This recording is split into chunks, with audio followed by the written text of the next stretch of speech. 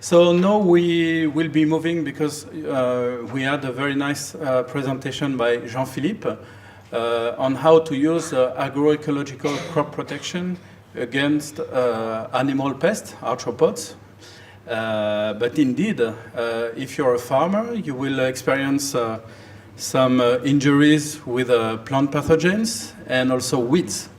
So we will have different lectures on each of these pests. However, I would like to stress that when you define an agroecological crop protection, it's important to combine all the pests that you will have to control, because each of the technical aspects of your cropping system will have an impact on weeds, plant pathogens, and animal pests. So just it's just a message. Even if the program we separated animal pests, arthropods, plant pathogens, and weeds, keep in mind that for the control method we have to combine this. Okay, so before starting, I would like just to show the picture of my young colleague, whose name is Jairam Lamichan. And actually, he did this presentation in Italy. I asked him to present agroecological crop protections against plant pathogens, so we prepared together the presentation. And he's linked to Asia because he's not French. He's coming from Nepal, and he did his study in Italy, and he was successful to obtain a position that we offered last September. And he's a plant pathologist who will be working with us in the field of agronomy in order to design new research program with regard to diseases during crop establishment, namely dumping of diseases. Okay, and he was also the scientific officer for the Endure network, and he's very nice guy. Okay. So the outline of this presentation is only in 3 points. First, for those of you who are not familiar with plant pathogens, I will just introduce what we call plant pathogens. I will show some pictures on what are the symptoms or injuries of these diseases, and most importantly, how we can apply the concepts that we showed this morning on agroecological crop protection in order to limit damages caused by plant pathogens. And when I use the word damages, it includes not only quantitative losses, but also qualitative losses, because some of these organisms can create some mycotoxin that will decrease yield in quality, not only in quantity. Okay, so what are plant pathogens? Well, there is a definition. It's any of the organisms that can cause infectious plant diseases. And actually, most of them are microorganisms, namely fungi. It will be most of the microorganisms responsible for diseases are fungi. Or you can also find pseudofungi called oomycetes, which are also linked to organisms such as algae. Or you can have bacteria or viruses. There are other type of microorganisms, but with this, you really have the entire, the most important plant pathogens that occur in various crops.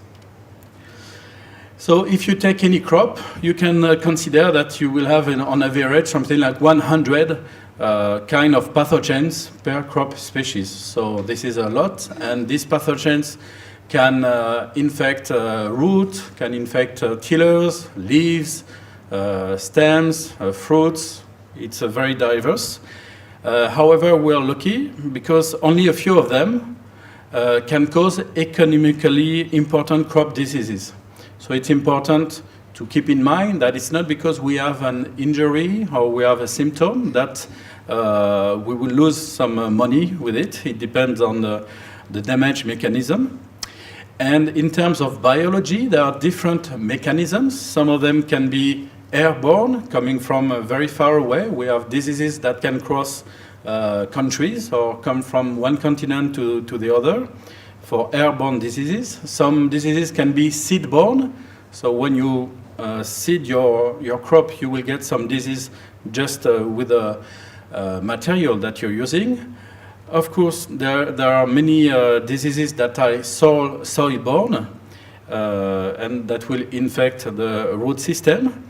Some of them can be transported by water or can be disseminated by animals, such as aphids, for instance, that can transmit viruses from one field to another. And all these pests sorry, can cause either systemic vascular injuries or localized symptoms, localized diseases. It has been estimated that regardless the means that are taken into, that are put into account in the field, we still lose about 14% of crop yield due to plant pathogens. And if we didn't use that type of protection, it would easily double this percentage. And there is a specific case because not only we can experience crop losses before harvest, but also fungi, bacteria, and etc. can develop after harvest and still cause both quantitative and qualitative losses. So what are the main characteristics of these plant pathogens? There are a few words that I would like to share and some definition. So there is the first word, heterotroph. It means that the plant pathogen will obtain carbon and energy from other organisms. Biotroph for plant pathogens which obtain nutrients from a living host. On the contrary, you have a pathogen called saprotroph or saprotrophic, saprophyte, saprobe, for the pathogen who obtain nutrients from dead hosts that are usually left at soil surface after harvest. Necrotroph pathogens, which infect a living host and then kill cells in order to obtain their nutrients. And the last vocabulary is what we call an obligate pathogen, for pathogens who can only grow in association with a given host plant. And you cannot grow them on artificial media. So in all the plant pathogens that we can consider, there are different types of life cycle with these characteristics. Some of them cannot move and really stay in the soil, for instance, and others can be spread over hundreds of kilometers through wind. So we have a wide range of biological diversity. So how disease symptoms look like once we have these pathogens? First, we can go in the lab and use artificial media in order to see how they look like. So for instance, this is a picture of our fungi in the laboratory. You can also get that type of picture for oomycetes with filaments that are visible with the eyes. For bacteria, you get some colonies with that shape that are typical from bacteria. And for viruses, well, actually, if you don't use a specific material, you cannot have a view on how they look like at the laboratory level if you don't use a specific material such as a microscope and so on. We can also have a look at these bad guys using a microscope. So I don't know if you're familiar with that type of device. Do you know what this is? It's a little bit like what Jean-Philippe showed you, because it's a trap, but it's not a trap in order to control the disease. It's just a trap in order to characterize what's going on in terms of epidemiology. So this type of device, actually, it's like a vacuum cleaner. You take all the particles that are inside the atmosphere, And inside this system, you get some coated plastic band that can be read under microscope. And since you know the number of letters per minute that is inspired by the device, and you know the rotation rate of the band inside the system, you can count under the microscope the number of spores that are inside a given field. So it's like if you are used to count insects, it would be an equivalent in order to better characterize what is called a primary inoculum. Okay? And this is just an example of spores that are inside Perithecea of Phoma macdonaldi, which is a pathogen on sunflower. Okay?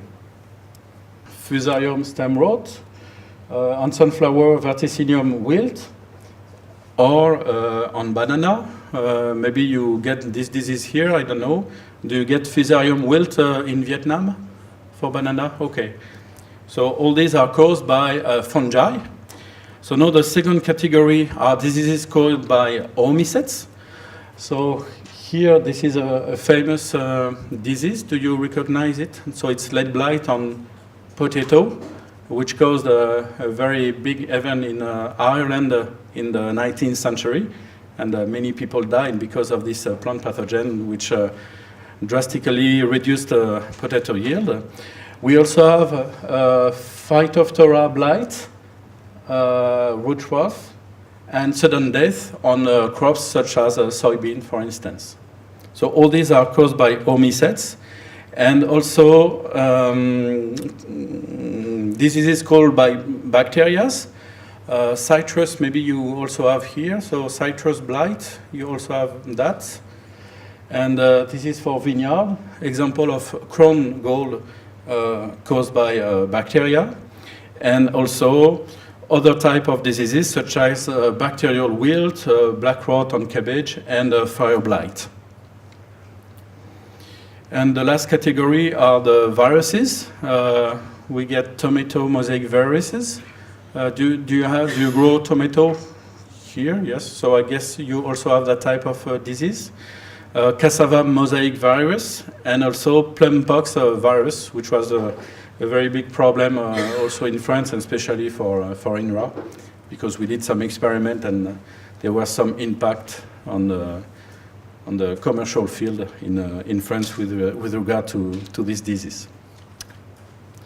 Okay, so now that we have an overview of what are the plant pathogens and what the diseases look like, I would like to introduce some methods in order to apply strategies for agroecological crop protection against these plant pathogens. So for those of you who are trained in plant pathology, we usually consider this diagram where you see the center is a disease, and if we want, or I don't know, if a disease happens, it's a combination of three components. First, we have to get a susceptible host in order for the disease to develop. We, of course, need a pathogen in order to create an infection and develop on this susceptible host. And we need a favorable environment for this infection.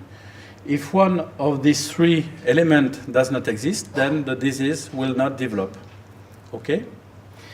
So with regard to this traditional way of presenting disease epidemiology, I tried to show what Jean-Philippe introduced this morning in terms of pillars for the implementation of agroecological crop protection. So if you remember, the first thing that Jean-Philippe mentioned is the preventive measures. In that case, we can both play on the susceptible host with preventive measures. We can also play on the pathogen, and we also can apply preventive measures to the environment in order to limit the risk of disease development. So I don't want to be exhaustive, so I will just show you some examples on how to concretely apply these preventive measures for agroecological crop protections against plant pathogen.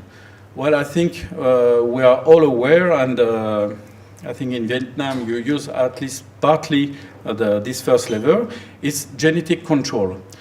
These pictures show different, two crops, one with a resistance or a tolerance to a given pathogen here, and one without. So you can see that the foliar development is totally different and the yield will be very different.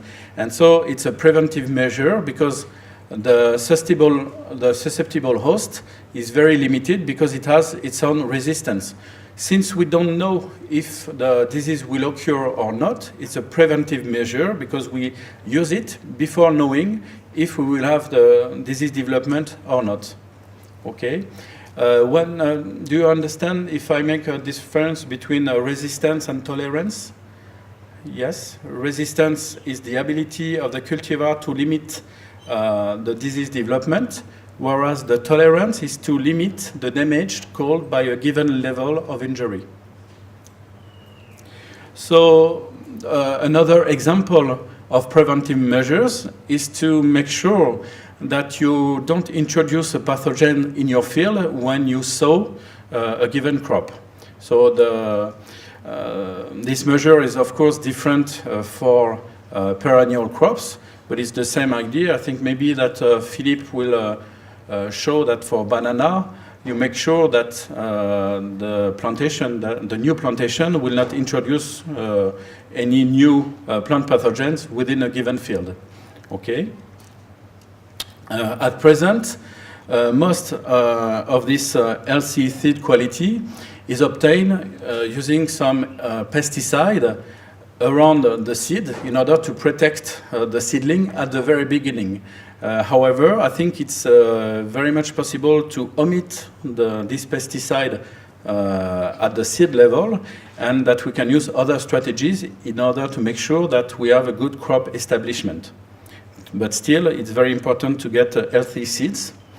And the last example of preventive measure is what can be called sanitation, like the use of augmentorium that showed Jean-Philippe.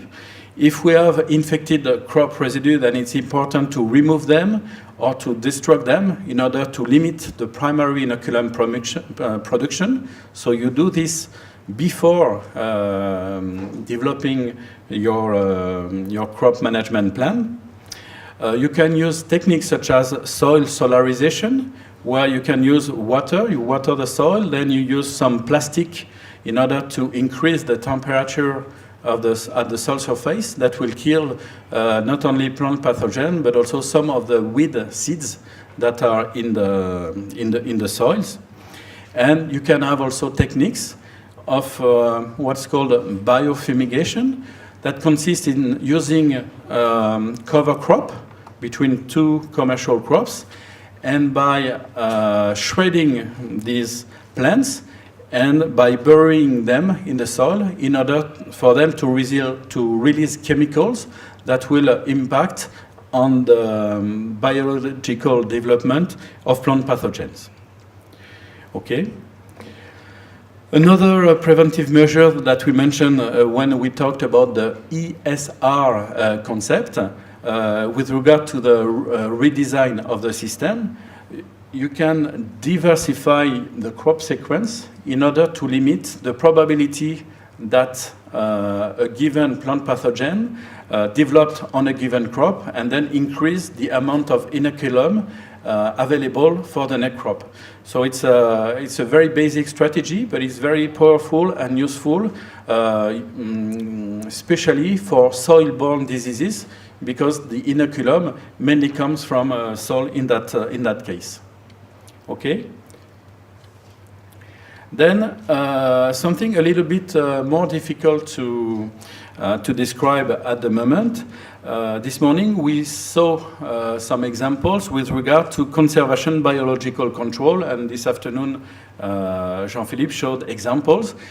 Because in the case of insects, we have different type of insects, the pests and auxiliaries or beneficials.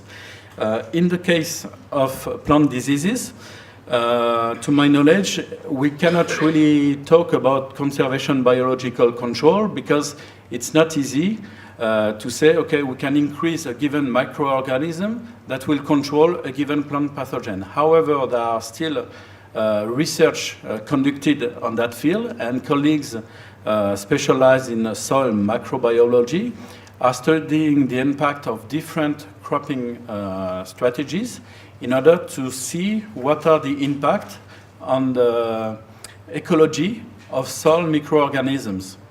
And for instance, what I wanted to mention, so you will see many times this little book, so I hope you want to have a look at it not only during this course but after. This is an example of a picture of roots. So it's an example nice for Vietnam because the crop is rice that are being colonized by Pseudomonas fluorescens, a bacteria. And once the root system is colonized, yeah, it's difficult to see, but you can see a little bit of dark and a little bit of purple. When you see the purple, it's the presence of Pseudomonas fluorescens. In that case, if you have this colonization, it will limit the attacks of cryptogamic species of different crops, such as Pythium, Fusarium, Gaumanomines graminis, Rhizoctonia, etc. And even also it can limit infection by other bacteria. And also what was mentioned are nematodes. So you can see that here we are not as concrete as other levers or other pests, such as animal pests.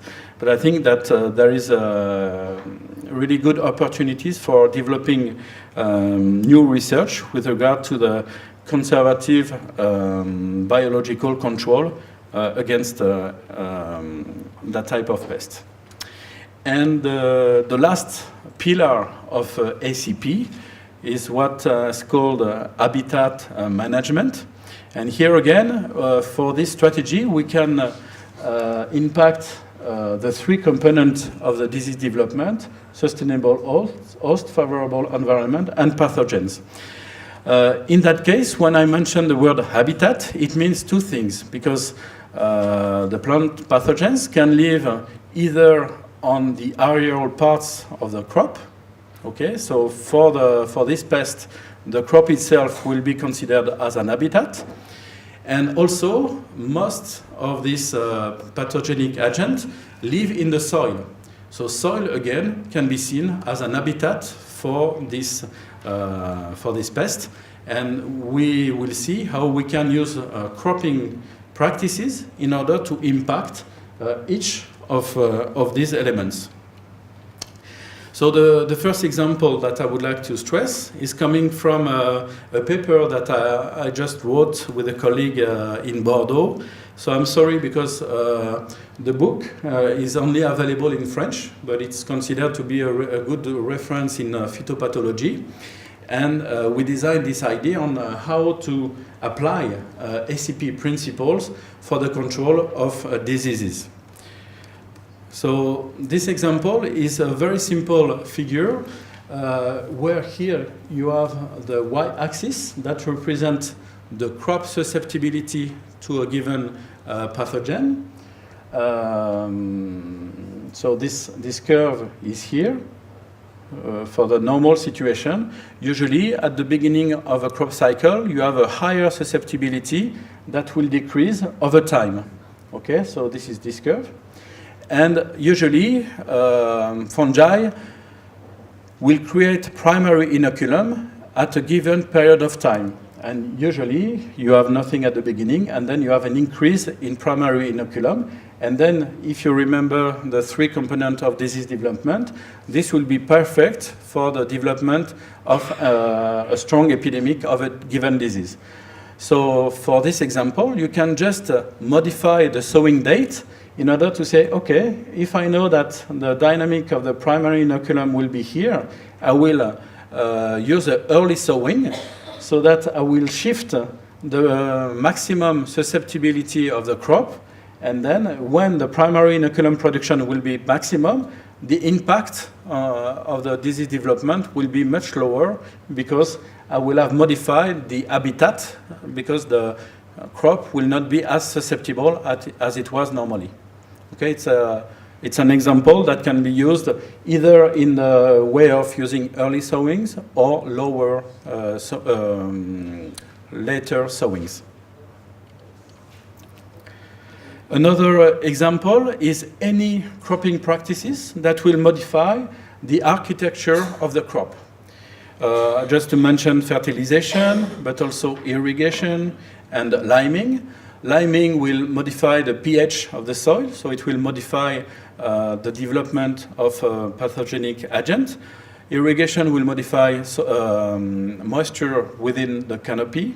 And fertilization also will modify the biomass created by the crop. And this will impact microclimate. So the temperature will be modified, relative humidity will be modified, and all these techniques, even if they are not related to pesticide or crop protection, will really impact the development of the disease. So in a way, it's a very good news because it means that any type of cropping practices that we will use in a given field can be used in order to limit the risk of a disease development.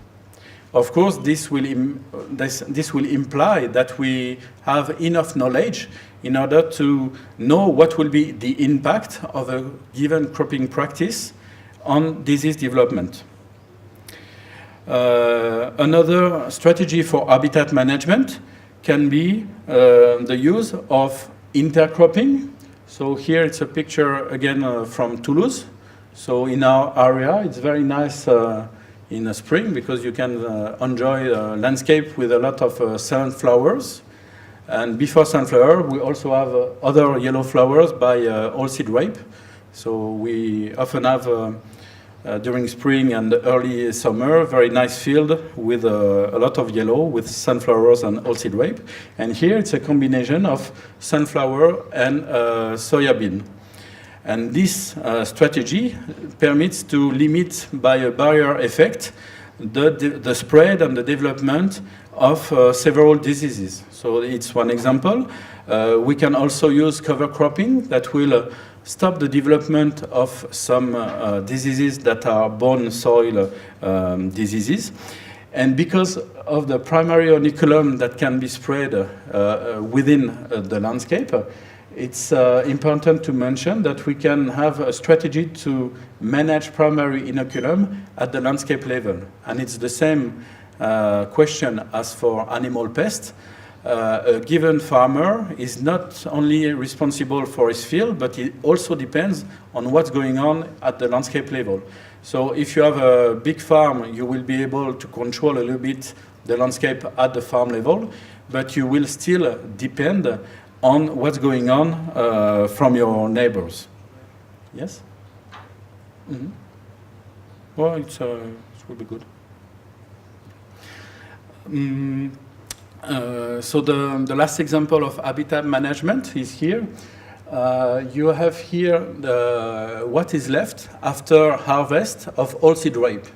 So you can see that you can have stubble, and when these stubble are infected, they can produce primary inoculum of Leptosphaeria maculans, which is the causal agent of this disease, Forma stem canker on oilseed rape, or black leg forma on cannoli. So these are the symptoms on the leaves, but they are not very important in terms of yield losses.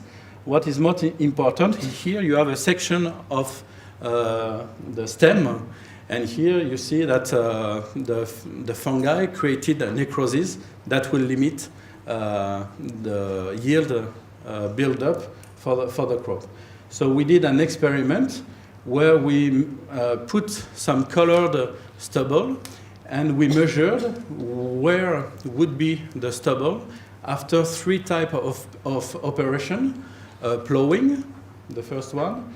The second one is stubble disking, and the last one is rotary harrowing. So here you have the depth in the soil, and here you have the percentage. So you can see that if you have infected stubble where you apply plowing, then you will stop totally the disease because all the infected stubble will be buried, will decay after time, and the field will not produce primary inoculum for other fields around. If you produce here stubble disking, well, you have maybe 30% of the stubble that are left as soil surface, so you will still have primary inoculum production. And here it's the worst case, because if you use rotary harrow, then you will leave at soil surface more than 75% of infected stubble. So the field under this condition will produce a lot of primary inoculum. So in order to make it more graphical, with this data set, we use some modeling techniques in order to show at the landscape level what are the consequences of tillage in a given field. So the first situation is for conventional tillage with plowing here, and we will consider only this field here. Just for you to know, this is about something like 20 kilometers. It's a landscape in Australia.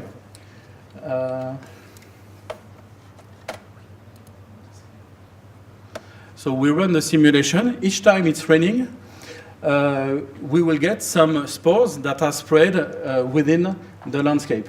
So here we have the figure with a conventional tillage, meaning with plowing. And now it's exactly the same situation, except that we modify the tillage of the soil. And we didn't use plowing, we use simplified tillage. And you can see that the spores that are released within the landscape will impact much more all the fields around the field, the considered field. So this was very well welcomed by advisors in France, because they were able to show to farmers that what they do in their field will impact the neighboring fields, and it's a collective strategy that has to be taken into account in order to limit disease development. Okay, so in order to conclude, I would just like to summarize what we saw in this presentation. So if we want to implement ACP according to the 3 pillars, so you saw that I wrote down preventive measures. I didn't really mention the conservation biological control, because in the case of disease it's not really available at the moment, and what's called habitat management. So here, the center of this diagram is the development of a pathogen cycle. It's very generic. It always starts with a primary inoculum production. Then you will get a contamination by the spores to the crop. Then if the conditions are favorable, we'll get infections, then multiplications, and then we will have a reduction in yield production. And then the cycle will keep on either by producing outside inoculum or giving primary inoculum for the same field. So you can see that for ACP, it's important to get an order. First, we have to apply the preventive measures. So we have to do our best in order to reduce the primary inoculum through adaptation of the interaction between crop sequence and tillage. We have to make sure that we limit the primary inoculum on infected stubble by spreading and, if at all possible, burying them. We have to manage volunteers, because they can also host different pathogens. And for some cases, we still can use some biological control agent that can limit the primary inoculum production. In France, we can use contents in order to limit some of the fungi. Then we can use preventive measures with seedlings, with a high quality of seeds. Like I mentioned, we can avoid the timing between primary inoculum production and the maximum susceptibility. And then all the levers that will consist in obtaining mitigation through crop status.